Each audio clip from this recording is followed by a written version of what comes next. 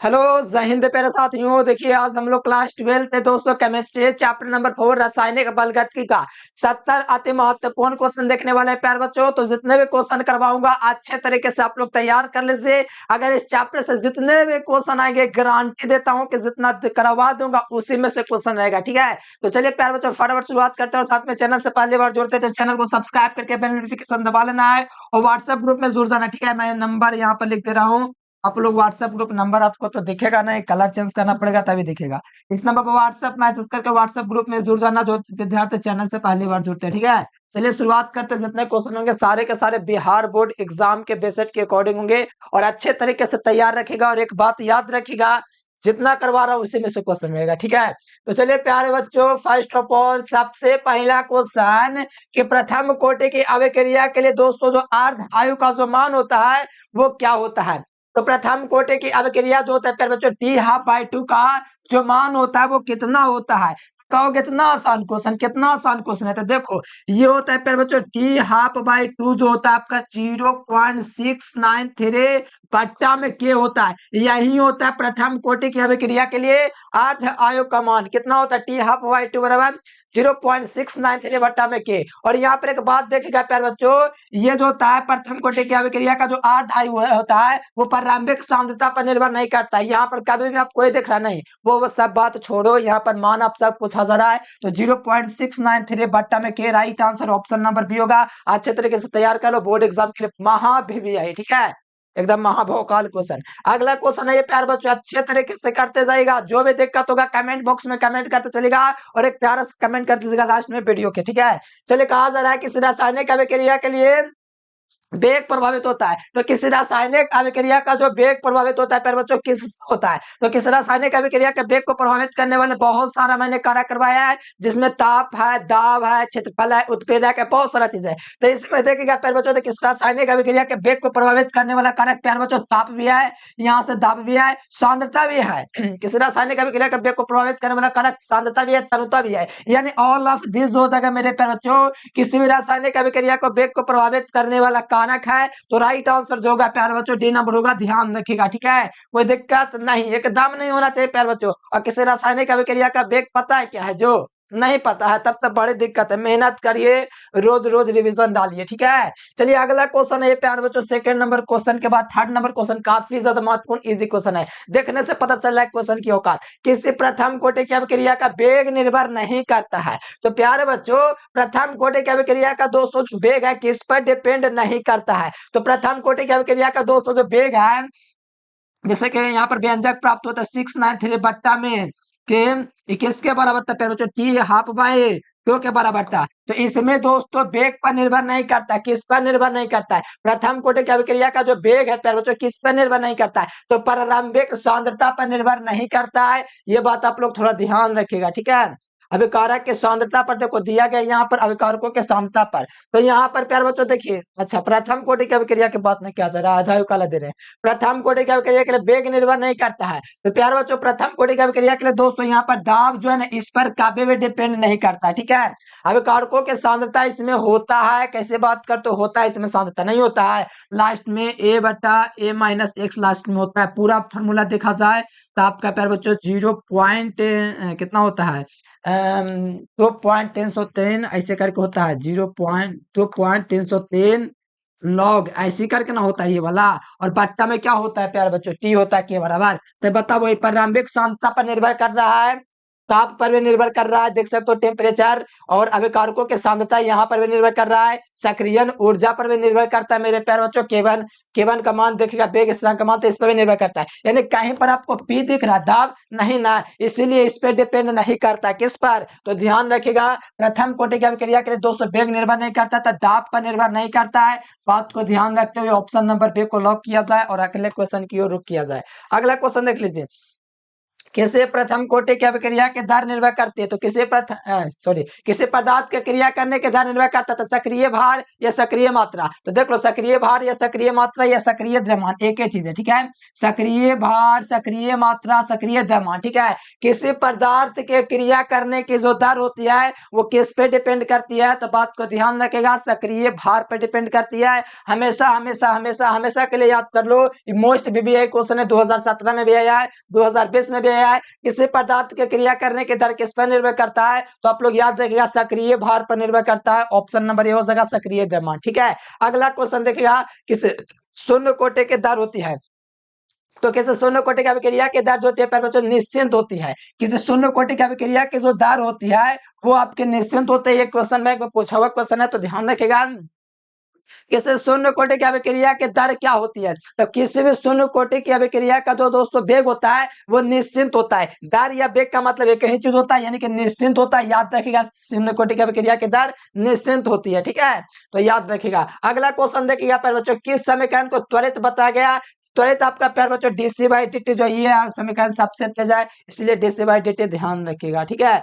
अगला क्वेश्चन आ जाइए, प्रथम कोटि की अभिक्रिया का आर्धआयु निर्भर नहीं करता। बताओ, आर्धआयु निर्भर नहीं करता प्रथम कोटि की अभिक्रिया। अभी हम आपको फार्मूला बताए थे मेरे प्यारे बच्चों, तो आप लोग फार्मूला को ध्यान रखिएगा। तो आपका फार्मूला ये आएगा, यहाँ से क्या आएगा, तो ध्यान दीजिए, T ½/2 हो जाएगा मेरे प्यारे बच्चों। आपको फार्मूला याद रखना है, कितना होता है 0.693 बट्टा में क्या हो जाएगा। तो बताओ, यहाँ पर देख करके बताओ किस पर निर्भर नहीं करता मेरे प्यारे बच्चों, ठीक है।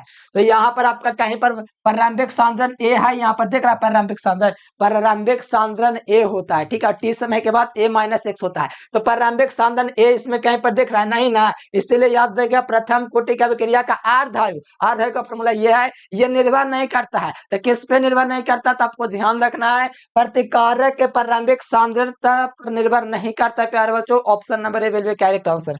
अगला देख लीजिए,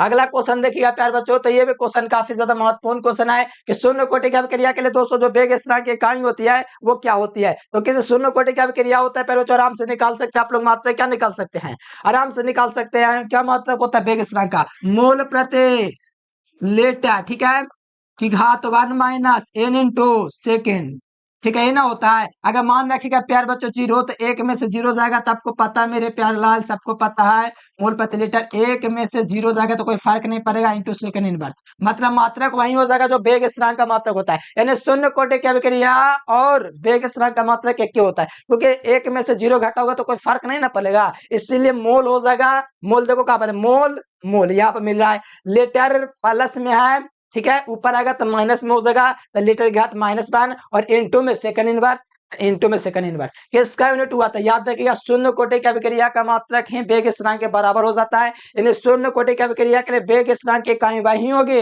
जो वेग स्थिरांक का होता है, ठीक है। तो right answer option number D will be correct answer. अगला क्वेश्चन देख लीजिए, कहा जा रहा है कि प्रथम कोटि की अभिक्रिया के लिए दोस्तों वेग स्थिरांक की इकाई समान होती है। प्रथम कोटि की अभिक्रिया के लिए वेग स्थिरांक की इकाई होती है।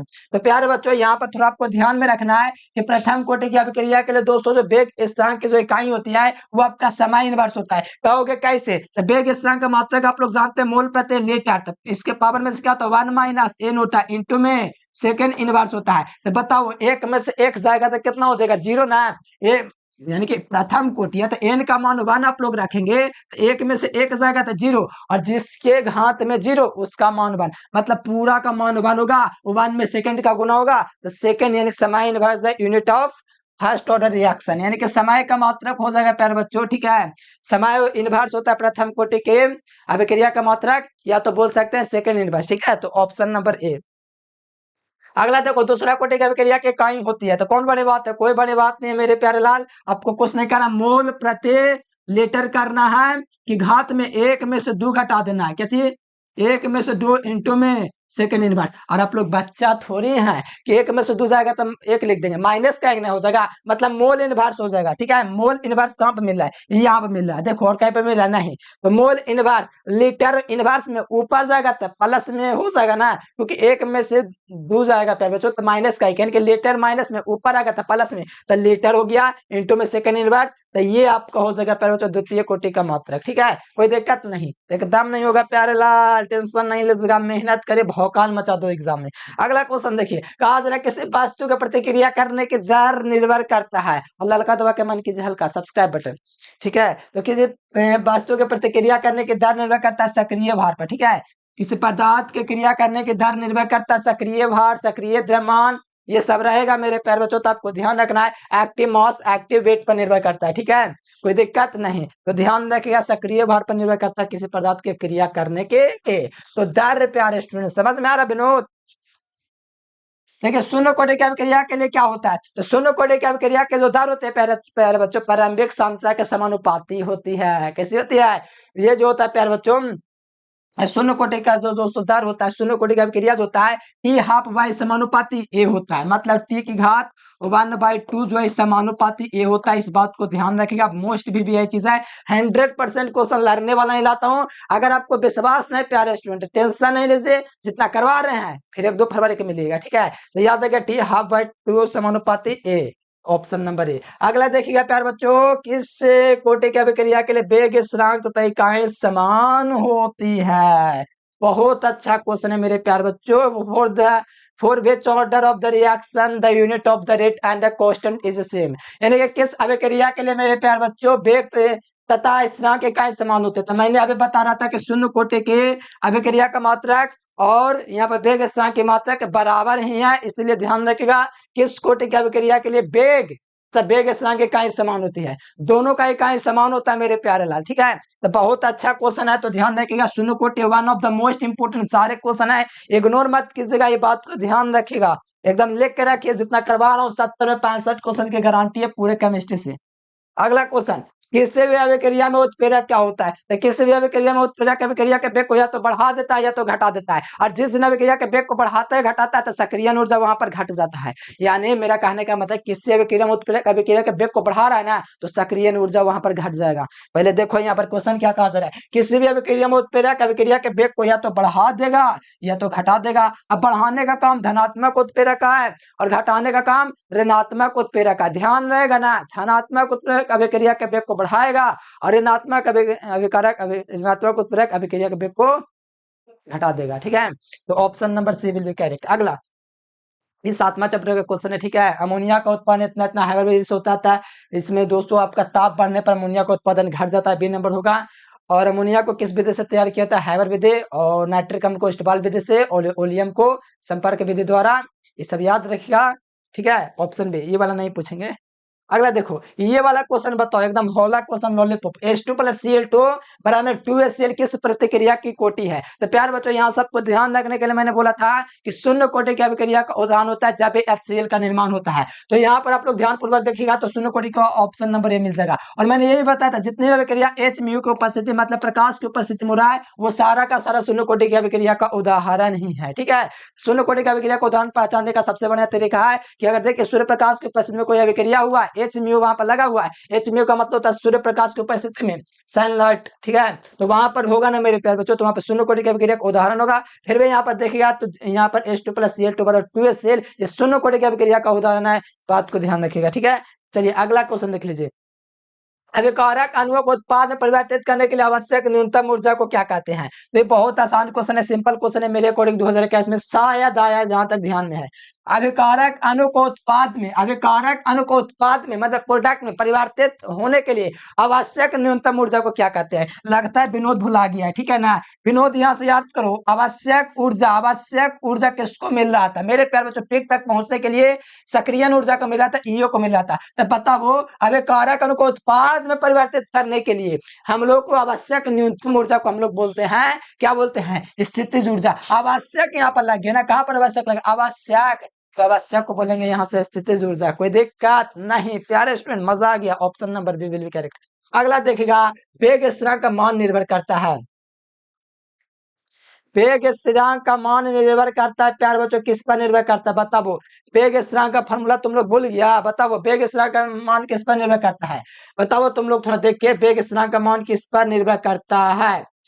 ठीक है, प्रतिकारकों के सांद्रता पर। ये क्वेश्चन हम आपके लिए दे रहे हैं। ठीक है, आपको पता होगा कि वेग स्थिरांक का फॉर्मूला क्या होता है पर बच्चों, सक्रियण ऊर्जा का फॉर्मूला पता है ना, लास्ट में T1 - T2। तो उस क्वेश्चन के अकॉर्डिंग आप लोग इस क्वेश्चन का आंसर दे दीजिएगा, ठीक है, मैं आपसे उम्मीद करूंगा, ठीक है, कमेंट बॉक्स में। अगला देखो, अभिकारकों के सांतन वृद्धि पर किसमें परिवर्तन होता है। देखो ध्यान से समझिएगा क्वेश्चन को। अभिकारकों के सांतन में वृद्धि करेंगे तो अभिकारकों के सांतन में वृद्धि होगा मेरे प्यारे बच्चों, तो बताओ अणु की संख्या बढ़ जाएगा, जिसके कारण टक्कर की संख्या बढ़ जाएगा। जब टक्कर की संख्या बढ़ेगा, प्रभावित टक्कर लगेगा, जिससे उत्पाद जल्दी बनेगा। मतलब अभिकारकों की सांद्रता बढ़ेगी तो प्यार बच्चों, सांद्रता का मतलब होता है एकदम गहरा, और गहरा हो जाएगा विलयन तो बहुत ज्यादा टक्कर अणु आपस में लगावेगा, तो वहां पर टक्कर आवृत्ति में दोष परिवर्तन होगा, जिसके कारण उत्पाद का निर्माण जल्दी हो जाएगा। Option number B.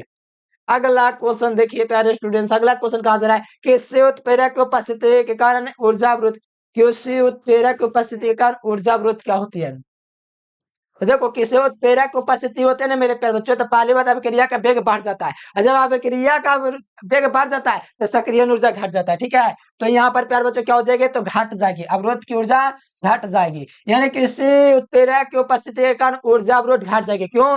क्योंकि कोई उत्प्रेरक जो होता है प्यारे बच्चों अभिक्रिया के वेग को बढ़ा देता है ना, या तो घटा भी देता है। मान लो यहाँ पर बढ़ा दिया, ठीक है, तो बढ़ा देगा प्यारे बच्चों, तो वहां पर सक्रिय ऊर्जा घट जाएगा, मतलब ऊर्जा अवरोध भी कैसे हो जाएगा, ऊर्जा अवरोध की ऊर्जा घट जाएगी। ऑप्शन बी, ठीक है। हाँ, अगला क्वेश्चन देखिए, प्रथम कोटि की अभिक्रिया के लिए ये क्वेश्चन बताओ प्यार बच्चों क्या हो जाएगा, ठीक है। प्रथम कोटि की अभिक्रिया के लिए आठ का स्वतंत्र होता है, किससे स्वतंत्र होता है बताओ, ये बहुत बढ़िया क्वेश्चन है। बताओ, प्रथम कोटि की अभिक्रिया के लिए आठ का स्वतंत्र होता है, तो प्रारंभिक सांद्रता से ना।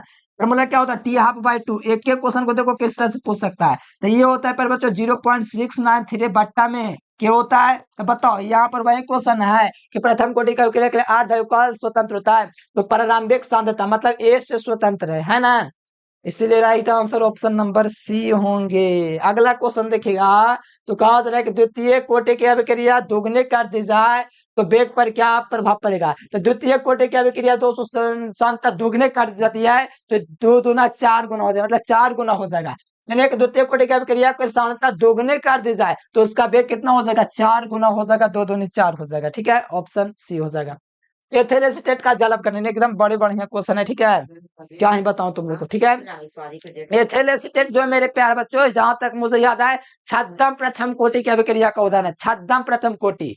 तो प्यारे बच्चों, एथिल एसीटेट का जल अपघटन करोगे तो एथिल एसीटेट का फॉर्मूला नहीं याद है, लग रहा है आपको पेट दे, फिर आप लोग को याद आ गया, ठीक है। C2H5 ये होता है एथिल एसीटेट, और इसका जल अपघटन करवाएंगे मेरे प्यारे बच्चों, तो आपको पता ना क्या बनेगा, एसिटिक अम्ल और इथेनॉल, एसिटिक अम्ल CH3 और C2H5OH बनेगा। तो प्यारे बच्चों, तो ये किस अभिक्रिया को होता है, भुला गए, छद्म कोटि, छद्म कोटि, छद्म प्रथम कोटि, मतलब प्रथम कोटि का नहीं उदाहरण हुआ, इसीलिए राइट आंसर बी नंबर होगा, बात को ध्यान रखेगा। अब हमको एक कमेंट करके बताओ कि सुक्रोज का जल अपघटन करेंगे कौन सी कोटि का उदाहरण है, कमेंट बॉक्स में कमेंट करो, ठीक है, आपको कमेंट बॉक्स में कमेंट करना है, बात को ध्यान रखें, बहुत ज्यादा इंपॉर्टेंट है। कैसे बताऊं आप लोग को, किसी रासायनिक अभिक्रिया की दर क्या होती है, तो किसी रासायनिक अभिक्रिया की दर ताप बढ़ने से बढ़ती है, पता है ना, तो ताप के बढ़ने से किसी रासायनिक अभिक्रिया की दर वेग बढ़ जाएगा, ताप बढ़ाएंगे तो अभिक्रिया का वेग बढ़ेगा भैया, ऑप्शन नंबर बी हो गया। अगला क्वेश्चन देख लीजिए, यहाँ से कहा जा रहा है कि शून्य कोटि की अभिक्रिया की दर क्या होती है, तो निश्चिंत होती है। जैसे शून्य कोटि की अभिक्रिया का जो वेग होता है मेरे प्यारे बच्चों एकदम निश्चिंत होता है, ठीक है। तो यहाँ पर ध्यान रखिएगा, option number B will be correct answer, A number. शून्य कोटि की अभिक्रिया की दर क्या होता है, निश्चित। देखो मैंने बोला निश्चित और गलती से मैंने बी पर टिक कर दिया, कौन आंसर समझोगे आप लोग, जो मैंने बोला वो आंसर सही है, ठीक है। ठीक है, इधर उधर हाथ जा सकता है, ठीक है, लेकिन बात को ध्यान रखिएगा, जो बोलते हैं वही सही है। किसी रासायनिक अभिक्रिया में किसी भी क्षण ज्ञात किया गया वेग को हम लोग क्या बोलते हैं, तो किसी भी रासायनिक अभिक्रिया में किसी क्षण हाँ, किसी रासायनिक अभिक्रिया में किसी क्षण ज्ञात किया गया वेग तात्क्षणिक वेग कहलाता है। भुला गए विनोद, तात्क्षणिक वेग भुला गए ना, इसीलिए पीटेंगे, ठीक है। किसी भी रासायनिक अभिक्रिया किसी भी क्षण ज्ञात किया गया वेग को हम लोग तात्क्षणिक वेग बोलेंगे, ठीक है, तात्क्षणिक वेग। अगला देखिएगा मेरे प्यार बच्चों, अगला देखिए, किसी रासायनिक अभिक्रिया वेग निर्धारक पद आपका प्यार बच्चों मंद पद होता है, ये बात थोड़ा बेसिक क्वेश्चन मैंने खुद से क्रिएट किया था बहुत पहले, ठीक है।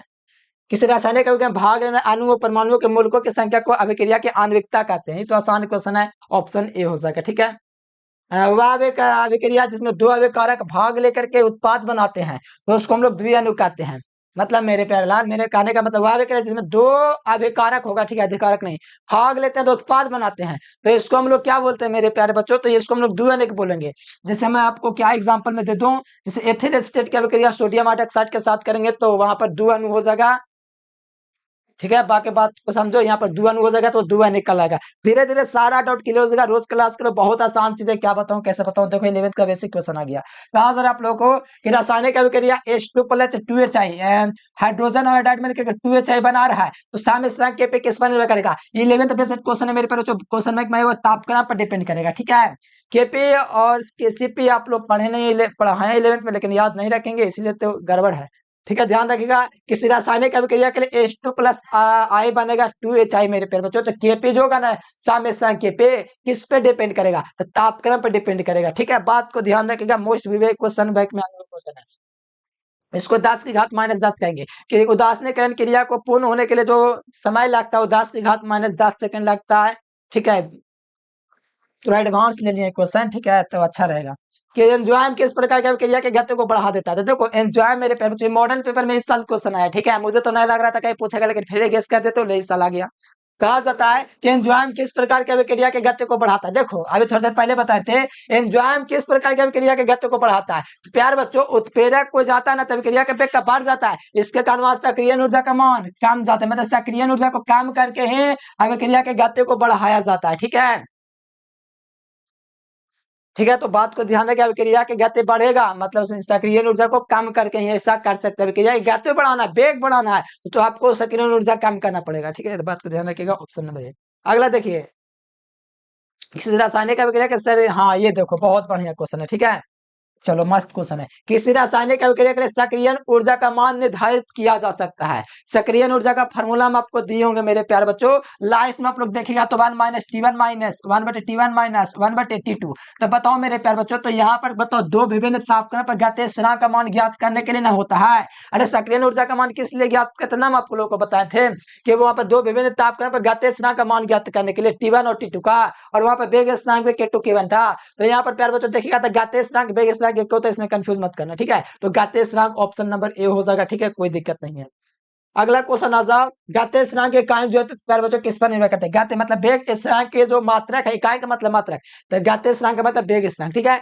गति स्थिरांक की इकाई निर्भर करती है, मतलब वेग स्थिरांक का मात्रक निर्भर करता है किस पर, तो प्यारे बच्चों अभिक्रिया की कोटि पर निर्भर करता है ना, कि मान लो घात रहेगा 1 2 तो उसी पर निर्भर करता है। प्यारे स्टूडेंट बहुत इजी क्वेश्चन है, मोल प्रति लीटर बताओ किस पर निर्भर कर रहा है मेरे प्यारे स्टूडेंट्स, तो कहोगे 1 माने यानी कि अभिक्रिया के कोटि पर निर्भर कर रहा है, किस पर, अभिक्रिया की कोटि, जितना मान रखेंगे उतना ना अभिक्रिया की कोटि का मात्रक निकलेगा, बस ऑप्शन भी हो गया। अगला क्वेश्चन देख प्यारे बच्चों, 35 के बाद 36 नंबर, अभिक्रिया के परिकल्पना के अनुसार अभिक्रिया का वेग बढ़ता है, तापक्रम, देखो अभिक्रिया के परिकल्पना के अनुसार अभिक्रिया का वेग बढ़ता है जब तापक्रम बढ़ता है, ठीक है, इन तापक्रम बढ़ाने पर बढ़ता है, अभिक्रिया का वेग बढ़ता है, तापक्रम बढ़ाने पर, ये भी तो सही है, तापक्रम बढ़ाने पर घटेगा तो नहीं, दाब बढ़ाने पर ये भी तो बढ़ सकता है, दाब घटाने पर, दाब के बढ़ाने पर बढ़ता है, तो दोनों ऑप्शन लग रहा है, ए और सी दोनों होगा, क्योंकि रासायनिक अभिक्रिया का वेग समानुपाती होता है दाब के भी और दाब के भी। तो फिर भी अगर ऑप्शन ए अगर आपको दिख रहा शुरू में सही है तो उसी को टिक को लॉक किया जाए और ऑप्शन ए को लगाया जाए, ठीक है, जो शुरू में मिलता है उसी को सही मान लिया जाता है। देखो उत्प्रेरक एक ऐसा वस्तु है जो किसी रासायनिक अभिक्रिया के वेग को या तो बढ़ा देगा या तो घटा देगा, बस ये याद रखना, उत्प्रेरक अभिक्रिया के वेग को बढ़ाता है या तो घटाता है, ठीक है प्यारे बच्चों। रख हौसला वो मंजर भी आएगा, प्यासे के पास चलकर समंदर भी आएगा, थक कर न बैठे मंजिल के मुसाफिर, मंजिल मिलेगा मिलने का मजा भी आएगा। तो मेहनत कर लो प्यारे बच्चों, अगर आप मेहनत आज अच्छे से कर लेंगे तो हो सकता है आप बिहार वो टॉपर लिस्ट में बन रहे हैं, कहा कोई जानता है, आज मेहनत कर रहा है बंदा, तो समझो आप ही लोग शायद हो सकते हैं कि आ जाए, इसलिए मेहनत कर लो। अगला देखो अभिक्रिया के पश्चात क्या होता है, उत्प्रेरक वहां पर बताओ, अभिक्रिया के पश्चात उत्प्रेरक की मात्रा पर बढ़ते रहता है, जब अभिक्रिया होता रहता है ना तो उत्प्रेरक की मात्रा जो रहता है ना मेरे पर बच्चों पर बढ़ते रहता है, जब अभिक्रिया हो रहा है उत्प्रेरक की मात्रा जो रहती है वो आप बढ़ती रहती है, कोई चीज नहीं होता, खाली अभिक्रिया के मतलब करवाता है, जैसे पंडित होते हैं ना शादी करवाते हैं, वो शादी नहीं करते हैं खाली करवाते हैं, उससे अभिक्रिया को करवाता है, लेकिन अभिक्रिया के पश्चात उत्प्रेरक जो होता है अपवर्तित रहता है, अपवर्त मतलब चेंज नहीं होता है, मतलब ये अभिक्रिया को करवा रहा है बस चेंज नहीं होगा, बस अपवर्तित रहेगा। बस वहां पर रहेगा, उसी से सब होगा। अगला भी देखो, ताप बढ़ाने पर विक्रिया का वेग न जानते हैं, किसी रासायनिक अभिक्रिया का वेग ताप के समानुपाती होता है, तो भैया बढ़ जाएगा। क्या हो जाएगा? बढ़ जाएगा। तो उधर कहाँ तुम बढ़ गए, इधर। अब अगला देखो, अभिकारक जो अभिक्रिया के दर को प्रभावित करता है भैया, बहुत बढ़िया क्वेश्चन है, एकदम लॉलीपॉप। ताप पर दाब पर सांद्रण पर यानी कि समय पर निर्भर करता है अभिक्रिया की दर, यानी कि अभिक्रिया का वेग या दर एक ही चीज है भैया, आप कंफ्यूज ना करिएगा, ठीक है। अगला क्वेश्चन है, ये बताइए उत्प्रेरक के उपस्थिति में अभिक्रिया की सक्रिय ऊर्जा। हाँ देखो प्यारे स्टूडेंट, इसी के तो मैं बात कर रहा था ना, बात कर रहा था कि उत्प्रेरक की उपस्थिति में अभिक्रिया की सक्रिय ऊर्जा भैया घट जाती है, ठीक है। तो घट जाती है, ऑप्शन नंबर ए हो जाएगा। क्या हो जाएगा? ऑप्शन नंबर ए हो जाएगा। उत्प्रेरक की उपस्थिति में अभिक्रिया की सक्रिय ऊर्जा घट जाती है, क्योंकि उत्प्रेरक अभिक्रिया के वेग को बढ़ाता है। तो प्यारे बच्चों, बात को दिया जाए, अभिक्रिया का वेग बढ़ेगा तो सक्रिय ऊर्जा घट जाएगा, उल्टा काम हो जाता है। कंफ्यूज नहीं कीजिएगा, ठीक है। एकदम बहुत मस्त क्वेश्चन है ये, इस बार मॉडल पेपर में भी आया है। वेग समीकरण प्रयुक्त साधन के घातों का योगफल अभिक्रिया के कोटि, ध्यान दो। वेग समीकरण प्रयुक्त सांद्रण के पदों के घातों के योगफल को अभिक्रिया की कोटि कहते हैं। वेग समीकरण प्रयुक्त अभिकारक के सांद्रण के घातों का योगफल अभिक्रिया के कोटि कहलाता है, ठीक है। चलिए अगला क्वेश्चन देख लीजिए। एक अभिक्रिया का वेग समीकरण इस प्रकार से दिया गया भैया, और आपको पता है कि किसी रासायनिक अभिक्रिया के वेग समीकरण प्रयुक्त घातों का योगफल, वेग समीकरण प्रयुक्त सांद्रण का घात, सांद्रण का घात 2 और यहाँ पर आपका 1, तो 2 और 1 3, और बच्चा लगा देगा ऑप्शन नंबर सी पर, और सही हो जाएगा, खुश हो जाएगा। और इस साल ये क्वेश्चन आया था, इस साल आया था। वहां पर ऐसे था, इसका n था पावर, इसका 1 था, तो क्या हो जाएगा? n+1 हो जाएगा, ठीक है। इस साल आया था। अगला क्वेश्चन देखिए, गैसीय रासायनिक अभिक्रिया का दाब पे समानुपाती होता है, किस रासायनिक अभिक्रिया का वेग मतलब समानुपाती होता है, बस गैसीय रासायनिक अभिक्रिया का वेग समानुपाती होता है दाब के। Option number B will be correct answer. अगला देखिए, ऐसी रासायनिक जो मंद गतिज होता है उसे मंदगामी अभिक्रिया कहते हैं, ठीक है। ऐसी रासायनिक जो मंद गतिज होते हैं मंदगामी, ठीक है। अगला देख लीजिए, अगला देखिएगा तो वैसी रासायनिक जो अत्यंत अल्प समय में होती है उसको तीव्रगामी अभिक्रिया कह सकते हैं, आयनिक अभिक्रिया कह सकते हैं। ये सब जो है ना बेसिक है, सब नहीं भी पूछेगा, ये वाला उतना खास नहीं है, लेकिन बेसिक थोड़ा डाल दिए हैं ताकि दिक्कत ना हो। अगला देखिए, प्रायोगिक मान कौन होता है, किसका मान प्रायोगिक होता है? आण्विक तो सैद्धांतिक मान होता है, प्रायोगिक मान कोटि का होता है। प्रयोग करते हैं कि 0 रख दो, n रख दो, b रख दो, अरे कुछ भी रख दो, हम कहेंगे इसका घात रख दो, तो बताओ इसका घात हमको रखना है 2, 2 रख दिए। मान किया 10, तो 10 रख देंगे, 3 तो 3। कोटि का मान प्रायोगिक होता है, ठीक है, सैद्धांतिक होता है उसका। अगला देखो, किसका मान शून्य नहीं हो सकता, बताओ। कभी शून्य की अन्विकता का मान शून्य हो जाए? नहीं भैया, 0 1 थोड़ी होता है। तो किसका मान शून्य नहीं हो सकता? अन्विकता का मान शून्य नहीं हो सकता है, कोटि का मान शून्य ले सकते हैं। Option A will be correct. अगला देख लो, अभिक्रिया कोटि किससे संबंध है? कि वेग समीकरण में प्रयुक्त सांद्रण के घातों का योगफल, वेग समीकरण में प्रयुक्त सांद्रण के घातों का योगफल, सांद्रण के घातों का योगफल को अभिक्रिया के कोटि कहते हैं। इसमें अनुपात शब्द यूज हुआ, क्रिया शब्द यूज हुआ नहीं, ऑप्शन डी कहां से हो जाएगा? तो वेग किसी रासायनिक अभिक्रिया में वेग समीकरण में प्रयुक्त अभिकारक के सांद्रण के घातों का योगफल अभिक्रिया की कोटि कहता है। तो सांद्रण के घातों का योगफल का मतलब है कोष्ट, कोष्ट के पावर जो रहता है वो वही है। किससे संबंधित है? सांद्रण से। किसका मान सैद्धांतिक होता है? तो सैद्धांतिक मान होता है आणविकता का। किसका होता है? मॉलिक्यूलरिटी का, ठीक है। अगला देखो, प्रभावित टक्कर लगाने के लिए प्रतिकारी अणुओं के पास उपस्थित ऊर्जा को देहली ऊर्जा कहते हैं। प्रभावित टक्कर लगेगा तब ना उत्पाद बनेगा, जब उत्पाद ही नहीं बनेगा तो दिक्कत ना हो जाएगा। इसको प्रभावित टक्कर लगाने के लिए प्रभावित प्रतिकारी अणुओं के पास अभिकारी अणुओं के पास उपस्थित ऊर्जा को देहली ऊर्जा कहते हैं भैया, ऑप्शन बी, ठीक है। अगला देखिएगा, आर्हेनियस का समीकरण संबंधित है। सांद्रण को ज्ञात करने के लिए समीकरण दिया गया था, आर्हेनियस के द्वारा क्या होता है समीकरण? भुला गए प्यारे स्टूडेंट्स? ए ई की घात माइनस ए बटे आर टी, ये होता है आर्हेनियस वाले भैया का समीकरण। तो किससे संबंधित है आर्हेनियस का समीकरण? ठीक है, तो किससे संबंधित आर्हेनियस का समीकरण? प्यार बच्चों, एक क्वेश्चन आपको देना है, ठीक है। ये क्वेश्चन आपको देना है, जब आप कमेंट बॉक्स में हम आपका आंसर का इंतजार करेंगे, फिर हम ट्यूशन में पूछेंगे, नहीं बताएगा फिर देंगे, ठीक है।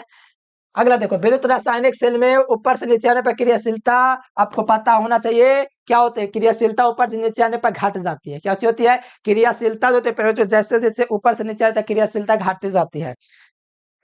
अगला देखो, इसे हाँ देखो, इलेक्ट्रोड विभव का मान क्या होता है। बहुत बढ़िया क्वेश्चन है। यहाँ पर क्वेश्चन है कि विद्युत रासायनिक, अरे तीसरा चैप्टर का क्वेश्चन आ गया। अच्छा कोई दिक्कत नहीं है। विद्युत रासायनिक सेल में ऊपर से नीचे आने पर इलेक्ट्रोड विभव का मान बढ़ जाता है, पता है ना आप लोग को, बी नंबर।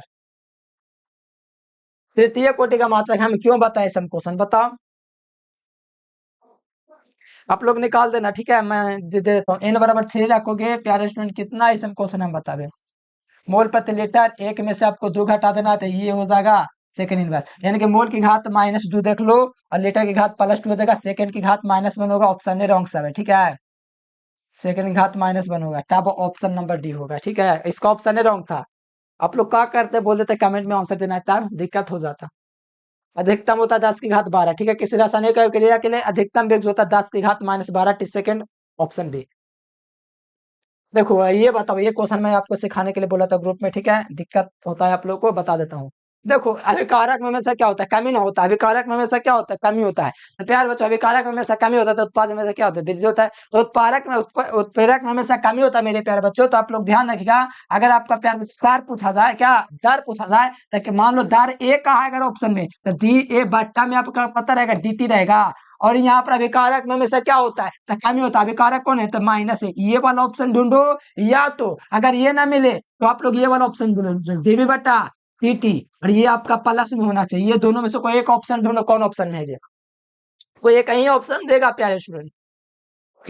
देखो ऑप्शन नंबर सी मिल रहा है आप लोग को, ऑप्शन नंबर से मिल रहा, ऑप्शन सी हो जाएगा। देखो -डी बटे dt है ना, यानी कि इसको है ना मेरे प्यारे बच्चों, इसका गुणांक कैसे, एक का भागा कराया जाता है। और ये अभिकारक हमेशा माइनस में होता है, इसीलिए माइनस लिख देंगे आगे, ठीक है। लिख देंगे, क्या लिख देंगे, माइनस। बस इसी प्रकार से एक और 2 क्वेश्चन आएंगे, समझ जाएंगे, फिर मजा आ जाएगा आप लोगों को भी। देखो ये क्वेश्चन दिख रहा है, छादम प्रथम कोटि की अभिक्रिया पता है कौन है, ऑप्शन नंबर ए हो जाएगा, ठीक है। ये छादम प्रथम कोटि की अभिक्रिया है, पता है ना, छादम प्रथम कोटि की अभिक्रिया है। कहोगे क्या बोल रहे हो, हाँ छादम प्रथम कोटि का अभिक्रिया आज ही ना करवाए हैं। और ये वाला पता है किसका है, ये आपका प्यार बच्चों आपका द्वितीय कोटि की अभिक्रिया का उदाहरण, किसका, द्वितीय कोटि का अभिक्रिया है।